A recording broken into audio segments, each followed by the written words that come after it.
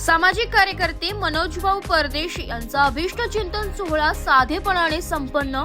सामाजिक कार्यात नेहमीच अग्रेसर असलेले मनोजभाऊ परदेशी यांचा अभिष्ट चिंतन सोहळा अगदी साध्या पद्धतीने पंचवटी कारंजे येथे संपन्न झाला।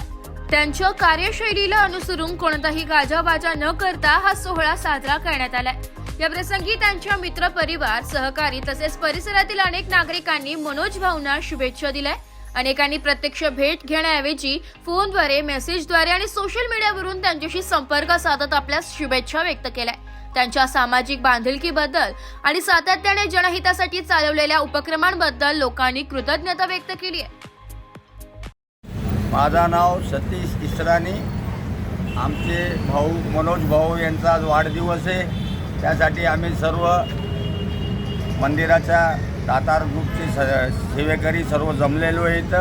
त्यांना सर्वांनी हार्दिक शुभेच्छा दिल्या आहे। सतीश इसरानी, आज आम्ही इथं आमचे भाऊ मनोज भाऊ यांच्या पंचवटीत मनोज भाऊ यांच्या वाढदिवसासाठी आलेलो आहे।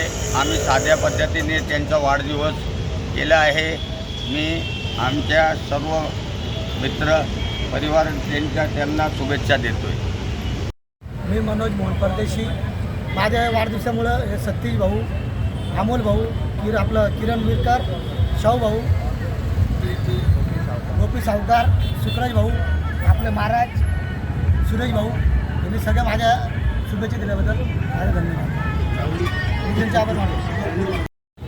आमचे बंधू दाताबाबा सेवेकरी ग्रुपचे सेवेदार मनोज भाऊ परदेशी, आज यांचा वाढदिवस आहे। आम्ही सर्व सेवेदारी आज त्यांना वाढदिवसाच्या शुभेच्छा देण्यासाठी इथं पंचवटीत बाबांच्या चरणी उपस्थित आहोत। दाताबाबा कृष्ण भगवान त्यांना यश देव, कीर्ती देव आणि सर्व सेवेदारांना सद्बुद्धी देऊन त्यांच्या आयुष्यात त्यांना मान सन्मान, यश, कीर्ती देव ही बाबांच्या चरणी, कृष्णाच्या चरणी प्रार्थना। बोलो दातार बाबा की जय, दरबार की जय, बोलो दातार बाबा की जय।